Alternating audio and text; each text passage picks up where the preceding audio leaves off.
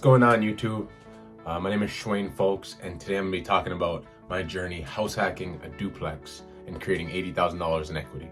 When a lot of people talk about house hacking, they usually talk about the benefits of living rent-free or cutting your rent costs in half by having a mortgage and having a few roommates. But what most people don't really talk about is the idea that you can fix up this house hack of yours, whether that's a single family, duplex, triplex, fourplex, and create tremendous amount of equity if you do the right things. So there are 5 major areas I focused on when doing this house hack. First was the exterior. The exterior of your property is the first thing people see when they walk in, walk by, drive by. So that needs to be up to scuff. When I first moved in, the landscape was overgrown. The paint was peeling. The flower bed was just full of trees. And I can show you some pictures. I'll add them here. One major thing I learned while working on this property is you can really do anything yourself. YouTube is accessible and you can go on here and learn almost everything. One thing that does hold people back while doing their own DIY stuff is having the right tools. But if this is going to be a part of your journey and you're going to do this going forward, if your goal is to acquire real estate or acquire property,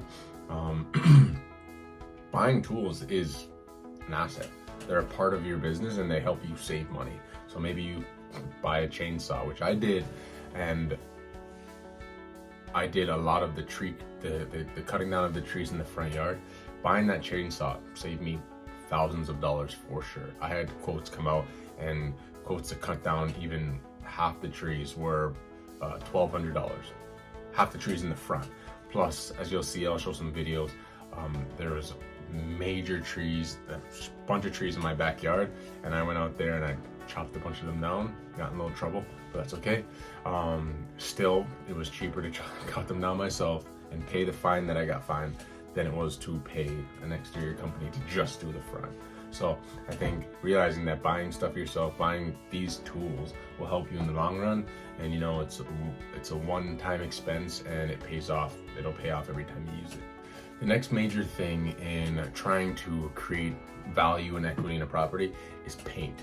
When I walked into my house, I was lucky. The flooring was pretty good, but the paint was horrendous.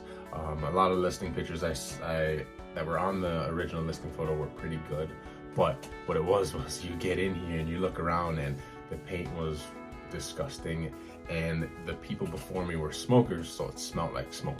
So a major thing I did was I went through and I painted the ceilings, and I painted all of the walls in the whole and inside the entire property, and that made a huge difference. I used a kind of a creamish color, more warm color, kind of went with the floors. A lot of people are moving away from that millennial gray that you're seeing in all the rentals nowadays. So I thought, even me going into millennial gray, it's just cold.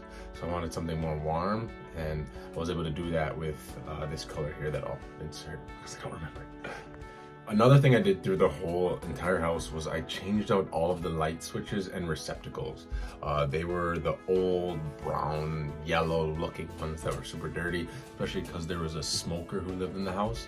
So changing out those to the nice white square receptacles just made a huge difference, and kind of brought up the look of the entire property as you walk in and see everything.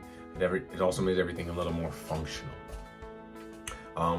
With that, the common area was basically complete. I got lucky, as I said before, with flooring. My flooring in my house is pretty good. They had just redone it, so it must have been really bad before I bought it. So the next major thing would be the bathrooms. Within the bathrooms, when I walked in there, they were disgusting. Vanity was old, paint was bad, flooring was really bad, toilet was shifting, the tile was a disgusting color. One thing I learned is glazing. Glazing your rental property's bathrooms, or your property's bathrooms, is a major saver on money and brightens up the place like crazy. So what I did was I glazed the shower, and I glazed the tub and the tile surround around the whole bathroom.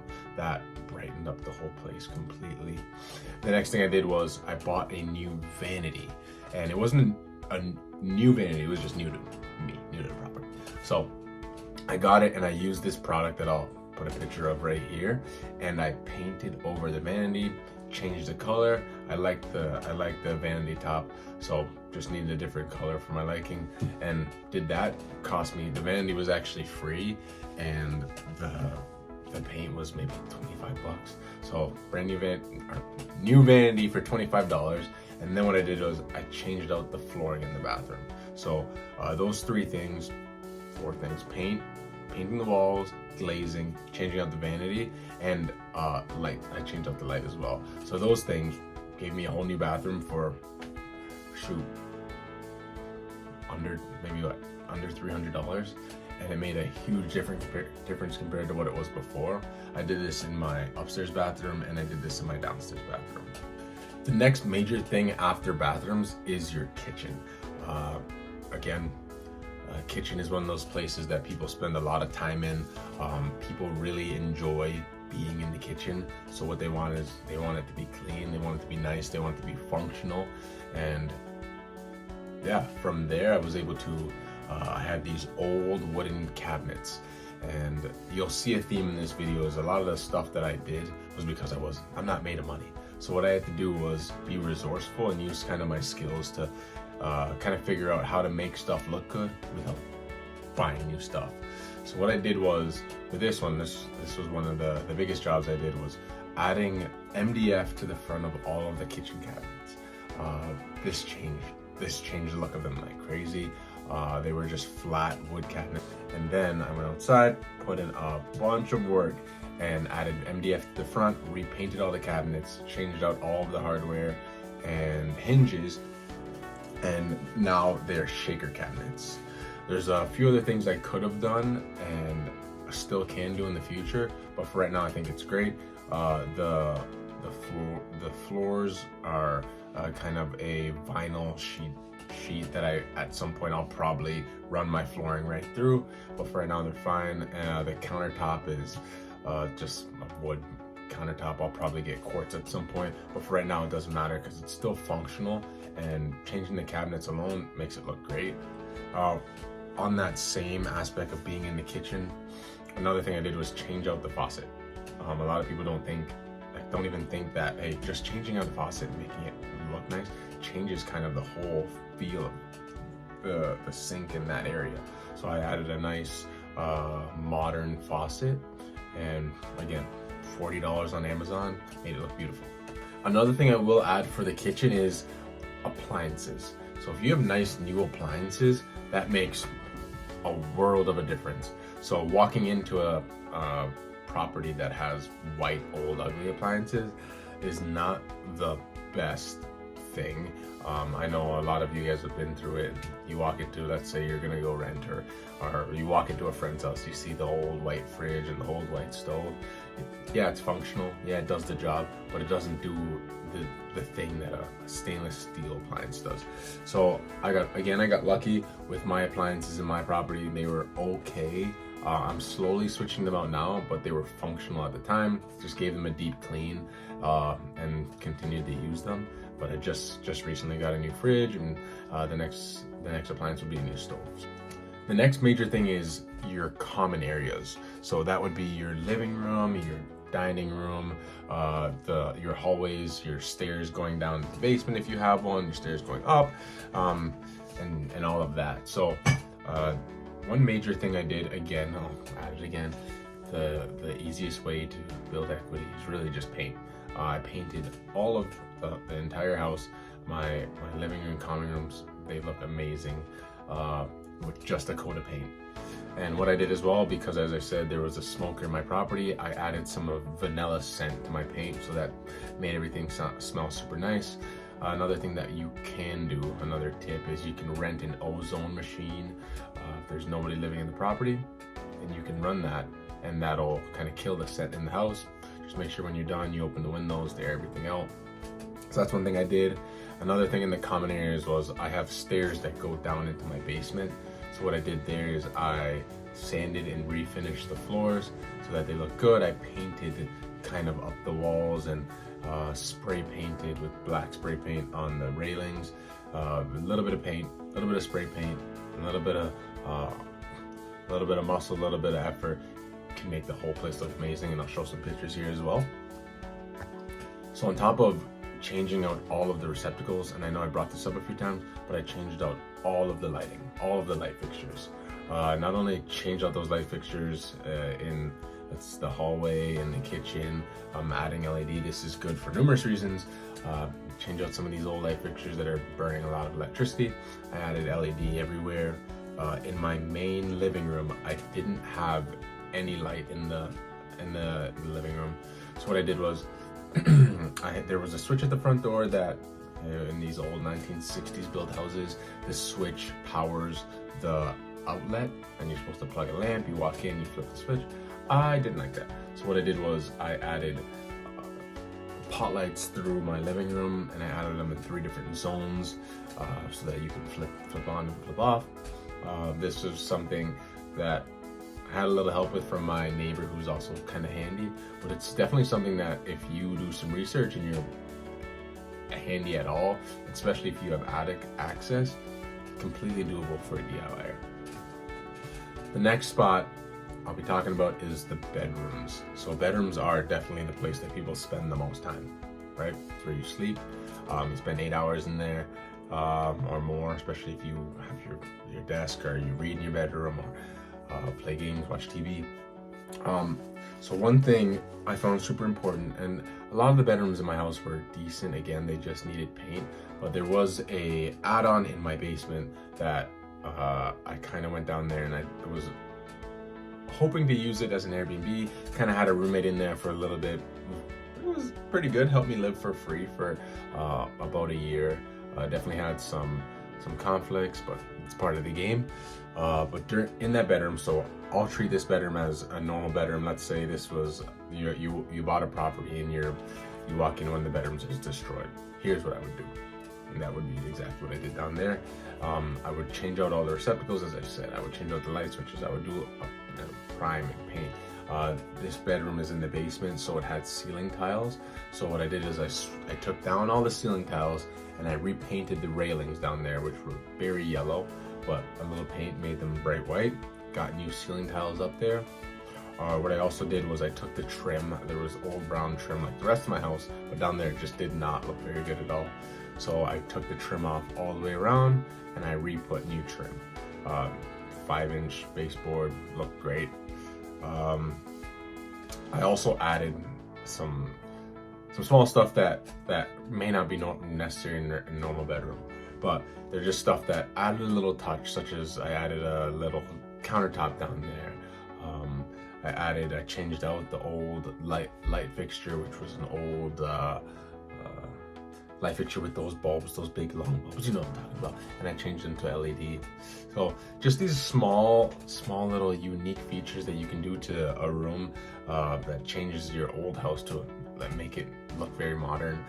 Another thing I could have done, and potentially in the future is always an option, is changing out the window trim, taking all that trim off, adding nice white trim.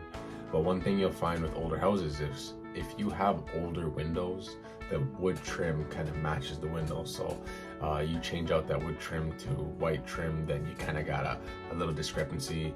So what I saw downstairs, it was better to leave the trim for now until I'm ready to change out those windows, which I'm not looking forward to. As I said at the start of the video, the property I purchased and I'm currently house hacking is a duplex. I got lucky, and the other side of my duplex was pretty good. I was able to talk with the agent before I purchased it, after I had it under contract and got all my financing set up, and was able to market and show the property, or market the property before I closed. So this is another great tool that you guys can use if you're about to close on a property and everything is for sure. Ask the agent.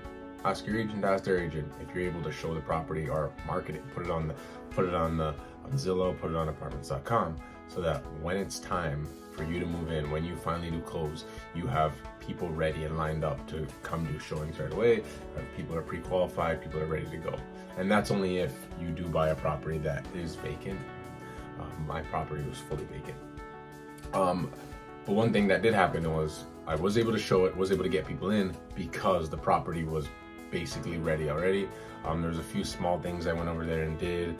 I needed some locks on doors, needed a little paint, needed just touch-up paint, needed to tighten up railing. So a few things like that I was able to go over there and do before I moved my new tenants in.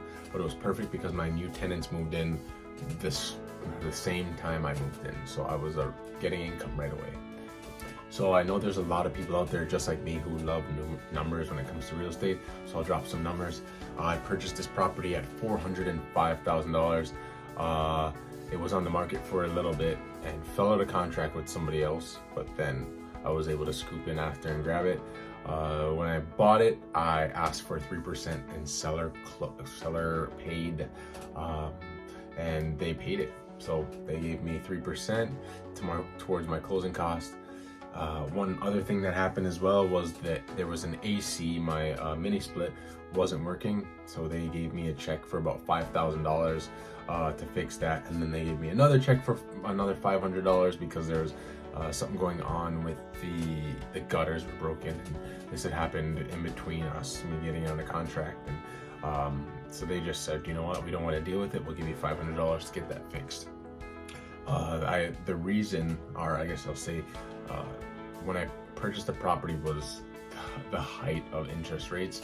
So my interest rate was 7.625, probably one of the highest I've seen. If you've seen higher, drop it in the comments.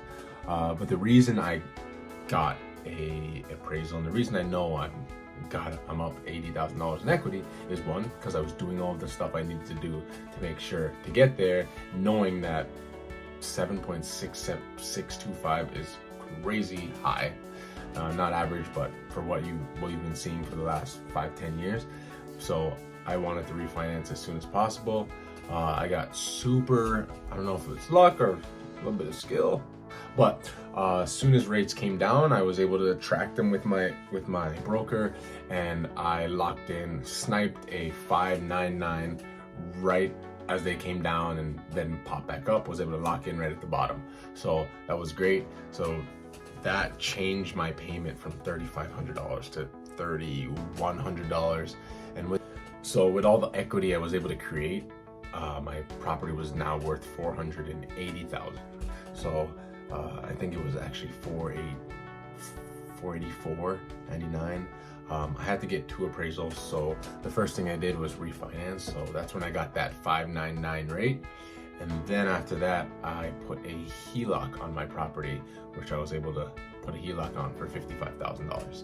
So as somebody who's young and looking to get in this business, and who hears all the dramatized way that real estate can build equity and how you can make money, it is true. But one thing I would keep in mind is sometimes it takes longer than what these gurus and people out there say the process is going to be. This took me about 1.5 years, and that's during kind of a weird market where the interest rates doubled at the fastest they've ever doubled in history. So it was kind of crazy. A lot of properties aren't flying off the shelves like how they used to, so I don't have a lot of comparables in the area.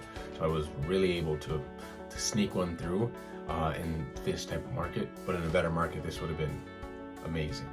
But these skills and everything I did for this property, this does not change. This does not change whether you're in Minnesota or you're in Texas, you're in Florida.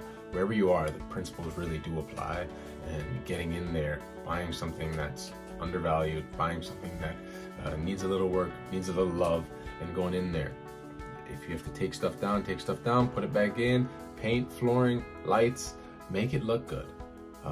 This is one of the biggest things that people forget, is that the thing you're selling or the thing you're renting is that people are moving in there.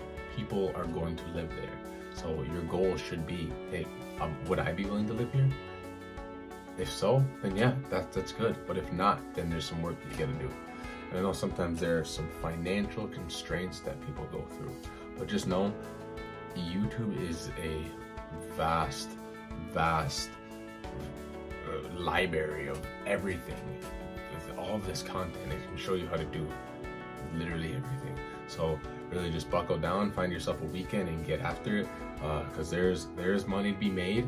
but it's for the people who are willing to push and work hard. I know it sounds easy, but this process, this $80,000 that I created of equity, was hours and hours and hours of sweat and work. And I know a lot of people don't want to hear that. They want to think it's easy, you buy it and you just move on. And for some of you, maybe that's how it will work if you have money. But if you don't, if you're like me, who you're trying to get off your feet and you're trying to grind, you're trying to hustle, you will have to put in that blood, sweat, and tears and use your hands. You will have to build your own equity, and literally with your hands. With all that being said, I hope you guys learned something. And if you have any questions, you made it this far in the video, subscribe, leave a comment. I'll definitely answer, and see you on the next one.